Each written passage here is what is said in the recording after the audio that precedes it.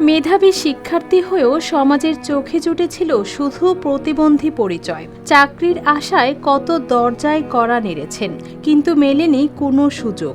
বাবা মা হারানোর পরও এগিয়ে আসেনি কেউ। যেন সমাজের কাছে তিনি একজন এতিম, তার উপর আবার শারীরিক প্রতিবন্ধী। এইচএসসি পরীক্ষায় কৃতিত্বের সাথে সে পাশ করে। সে মেধাবী, কিন্তু প্রতিবন্ধিতার জন্য তার প্রতিবন্ধী হিসেবে এই সমাজে চলাচল কষ্টদায়ক।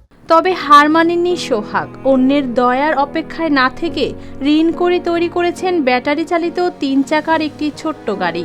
সেই গাড়ি এখন তার জীবিকার সঙ্গী। গ্রামে গ্রামে ঘুরে বিক্রি করছেন মাজনি, ব্রাশ, চুড়ি, ফিতা ও শিশুদের খেলনা। এমনই এক অদম্য জীবন সংগ্রামের গল্প কুষ্টিয়ার দৌলতপুর উপজেলার শ্যামনগর গ্রামের তরুণ সোহাগ আলীর। আমার মা বাবা নাই, আমি একজন শারীরিক প্রতিবন্ধী। আমি বিক্রি করে খাই। আমার বাবা মরিতে 6 বছর, মা মরিতে 5 বছর। আমি হিনতে পারছি। উচ্চশিক্ষার স্বপ্ন নিয়ে ইন্টারমিডিয়েট পাশ করেছিলেন সোহাগ। আশা ছিল লেখাপড়া শেষ করে একটি ভালো চাকরি করবেন, কিন্তু বাস্তবতা ছিল ভিন্ন।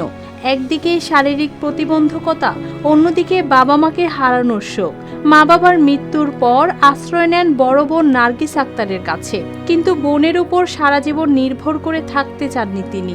কাজের খোঁজে অনেক চেষ্টা করেও যখন কোনো সুযোগ পেলেন না, তখন ধার দেনা করে নিজের মতো করে পথ খুঁজে নিলেন। তৈরি করলেন একটি ব্যাটারি চালিত 3 চাকার ফেরির গাড়ি। ভিক্ষা কিংবা মানুষের দ্বারে দ্বারে গিয়ে নিজের জীবনযাপন করে তিনি এই পথ না বেছে নিয়ে তিনি নিজের সংগ্রামের মাধ্যমে একটা ব্যবসা, ছোটখাটো একটা ব্যবসাকে নিয়ে নিজেকে সবার মধ্যে প্রতিষ্ঠিত করার চেষ্টা করতেছে। এখন প্রতিদিন এই গাড়ি নিয়ে গ্রামের পর গ্রাম ঘুরে বিক্রি করেন নিত্য প্রয়োজনীয় ছোট ছোট পণ্য ও শিশুদের খেলনা। এই সামান্য আয় দিয়েই চলছে তার জীবন সংগ্রাম। স্থানীয়রা বলছেন, শারীরিক প্রতিবন্ধকতা কখনোই সোহাগকে থামাতে পারেনি। কারো কাছে হাত না পেতে নিজের পরিশ্রমে বেঁচে থাকার যে চেষ্টা তিনি করে চলেছেন, সেটি অনেক তরুণের জন্য অনুপ্রেরণা। 6 বছর মারা গেছে, মা 5 বছর মারা গেছে, ভাইরা আমার ইন্টার পাস।